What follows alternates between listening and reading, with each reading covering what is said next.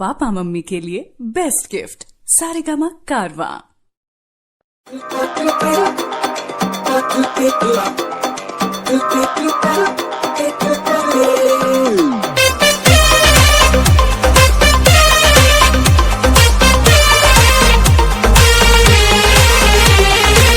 हंसती हूँ मैं लेकिन फंसती नहीं, मेरे से प्यार जबरदस्ती नहीं। अरे वाह, जानू मोहब्बत है महंगा मेरा, मस्ती मिलेगी इतनी सस्ती नहीं। मेरे ऊपर खर्चा बोलो कितना पाउंड करेगा।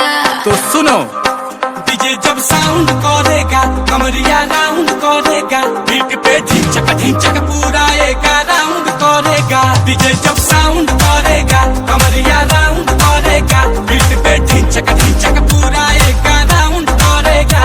जब चलती हूँ कमर मटका के, आओ पास जाओ सांस अटका के, एनी टाइम मुझको दिल में अपने फाउंड करेगा।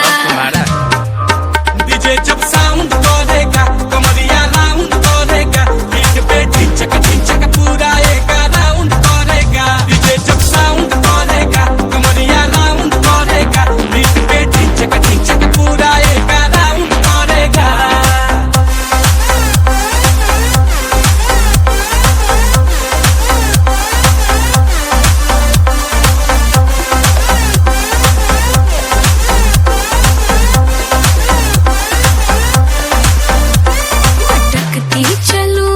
भटकती चलूं, अच्छा पैजनिया मैं पटकती चलूं।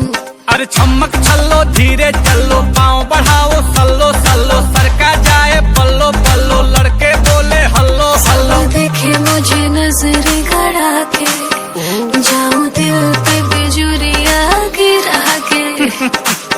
अल्लाह मोहल्ला में कराउंड करेगा, डीजे जब साउंड करेगा कमरिया राउंड करेगा, बीट पे ढिंचक पूरा एक राउंड करेगा। डीजे जब साउंड करेगा कमरिया राउंड करेगा, बीट पे ढिंचक पूरा एक राउंड करेगा।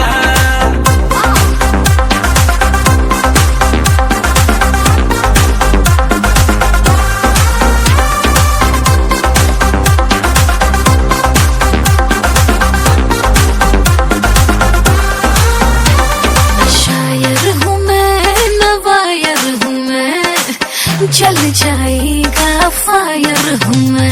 अरे फ्लोर पे पूरा आग लगा दे, बियर का तू बाग लगा दे, सीधा सादा बंदा हूँ मैं, कैरेक्टर पे दाग लगा दे। साथ जब हाथ में हसीना, तुझे इसी में भी आएगा पसीना।